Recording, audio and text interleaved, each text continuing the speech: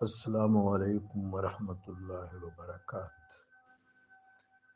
رب جلیل نے قرآن عظیم میں اپنے حبیب علیہ الصلاۃ والسلام کے حوالے سے قسمیں لی ہیں۔ لا اقسم بہذا البلد وانت حل بہذا البلد، مکہ شریف کی قسم اس بنیاد پر کہ وہاں سرکار رسالت مآب صلی اللہ علیہ وسلم کی ولادت باسعادت ہوئی اور آپ وہاں سکونت اختیار فرما چکے ہیں۔ آپ کی عمر سعید و مبارک کی قسم کھائی ہے، آپ کے قلب کی قسم کھائی ہے، آپ کی پیشانی اقدس کی قسم کھائی ہے، حتیٰ کہ اس ملبوس اور ردا اور کپڑے کی قسم کھائی ہے جس نے آپ کے وجود مطہر کو ملفوف فرمایا ہے، حتیٰ کہ آپ کی شان مبارک میں جو قرآن کی آیات اور سطور ہیں ان کی بھی قسم کھائی ہے۔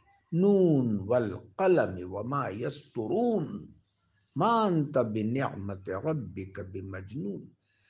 آگے چونکہ میرے آقا و مولا علیہ السلام کی نعت بیان ہو رہی ہے، آپ کا خلق بیان ہو رہا ہے، تو ان سطور جو آپ کے خلق کے حوالے سے قرآن میں متلو ہیں، مستور ہیں، ان سطور کی قسم کھائی ہے۔ ان میں ایک علت وہ ہے جس کا آپ نے ذکر کیا کہ آقا و مولا صلی اللہ علیہ وآلہ وبارک وسلم کے ساتھ اللہ کی محبت، آپ کی محبوبیت کی طرف اشارہ ہے۔ خلق کو یہ باور کرانا ہے کہ میرے نزدیک میرے حبیب کا مقام کیا ہے صلی اللہ علیہ وسلم۔ عربک لنگوسٹک، عربی ادب کا بھی یہاں رمز کار فرما ہے۔ ہاں، عرفانی مقاصد خاص طور پر متصرف نظر ہیں، متشغل نظر ہیں۔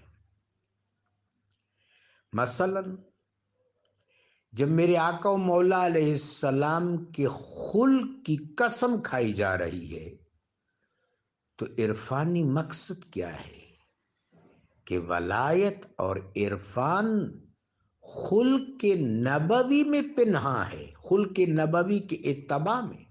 مثلا وہ عظیم ترین اولیاء جن کو ابدال کہتے ہیں، ان کے بارے میں میرے آقا نے کیا فرمایا؟